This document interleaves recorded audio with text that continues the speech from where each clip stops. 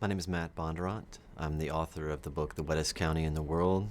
It's a historical novel based on some of the exploits of my grandfather and his brothers in the 1920s and 30s. A lot of the creative process in building the story that became the book The Wettest County in the World was based on all the various historical documents I could find, as well as images. There were a few photos from that time, but there were a few images in particular that I was able to sort of scrape together of some objects and some of my grandfather and my grandmother that provided a kind of entry point into their character or to even situations and circumstances that I wanted to try to depict.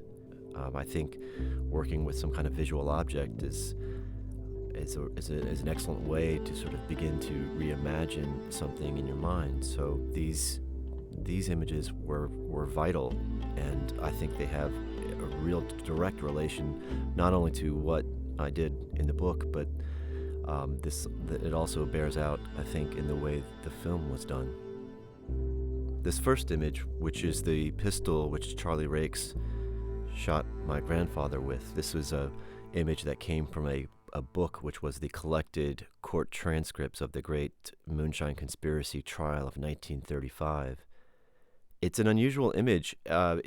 It's included here to highlight in the court transcripts, to highlight the violence of the act and how that shootout on the bridge was a very significant event in the history not just of the moonshine trade in Franklin County, but also the conspiracy, which is depicted in the book and in the film.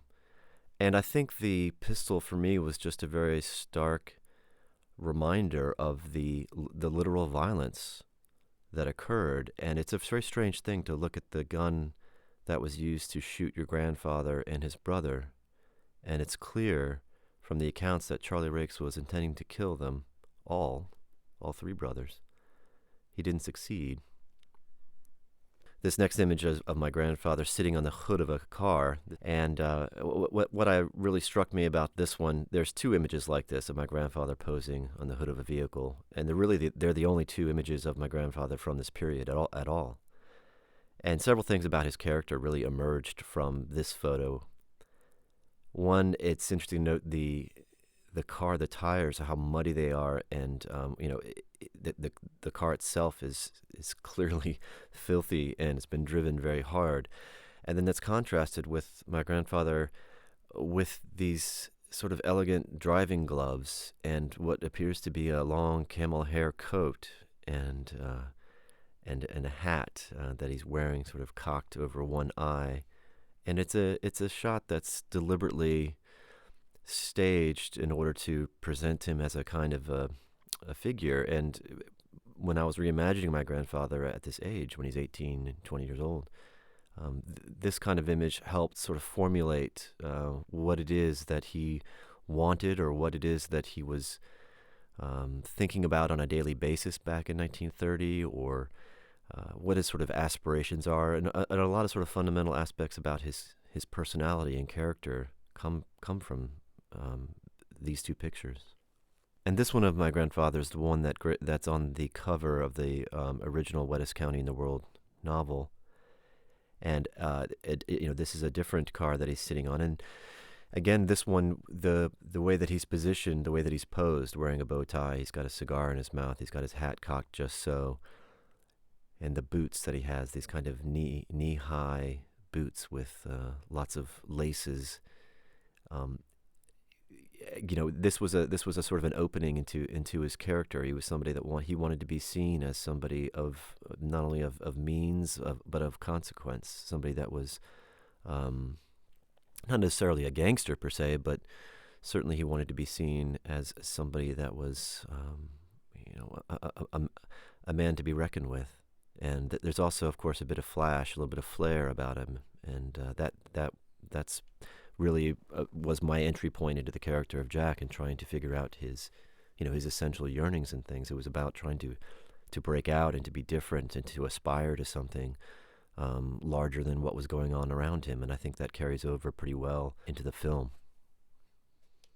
This picture of my grandmother, Bertha Minnick, sitting on the back of another car is really remarkable for a couple of reasons. One, it's posed clearly, but she seems to be almost in motion and moving, and there's a sort of embarrassed smile in her face, and it's a real sort of casual moment that we don't know exactly when this was taken, but we know it's from the same period, right when my grandparents had first met and were dating and about to be married.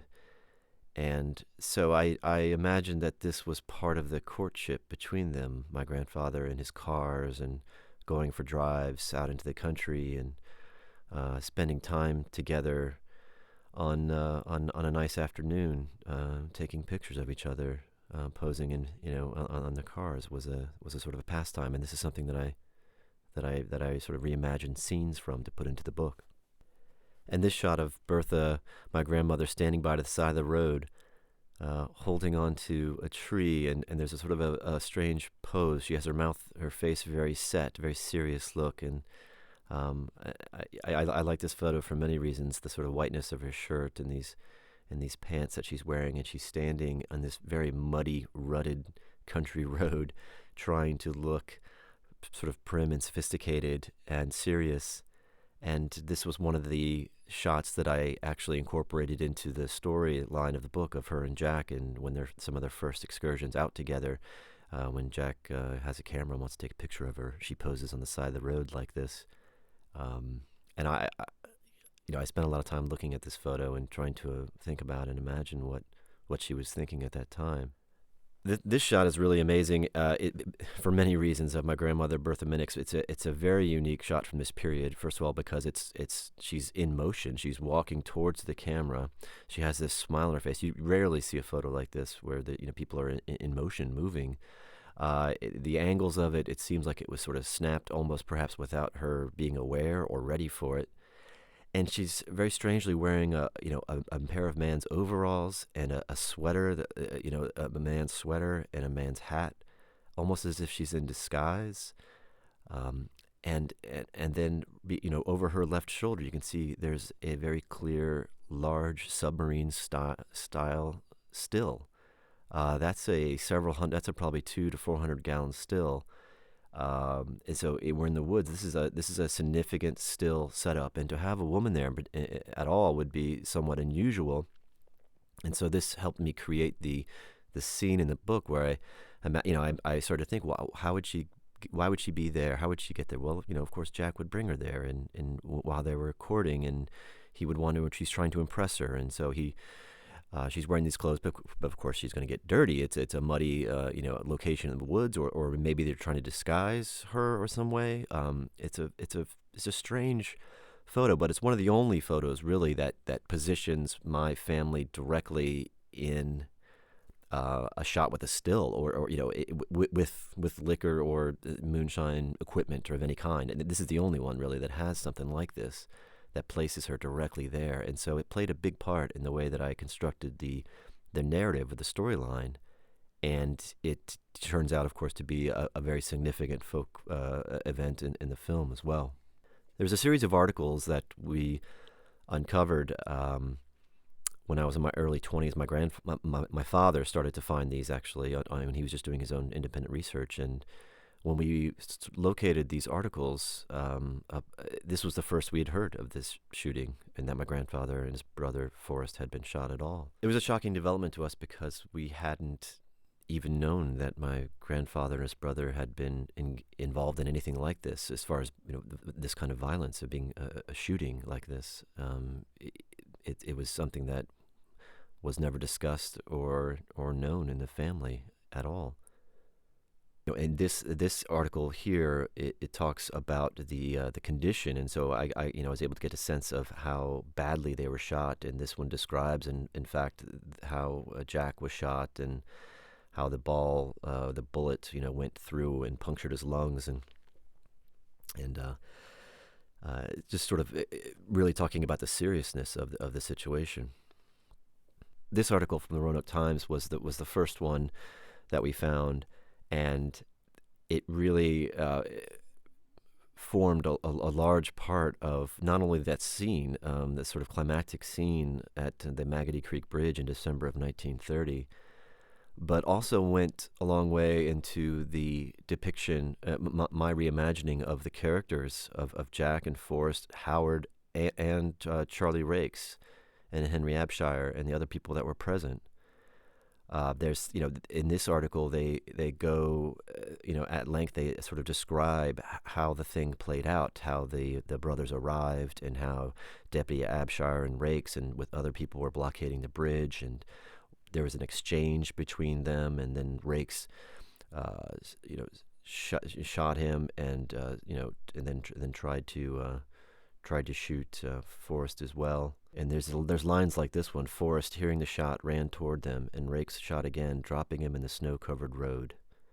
And really, that line right there set the whole visual scene for me in many ways. A brother running to his younger brother's aid after he'd just been shot in this way, and then him being shot down by the same man. It was a very powerful introduction to this world for me, and really the story for me, when I started to frame the whole thing and started to imagine the whole scope of the story, began with this article right here.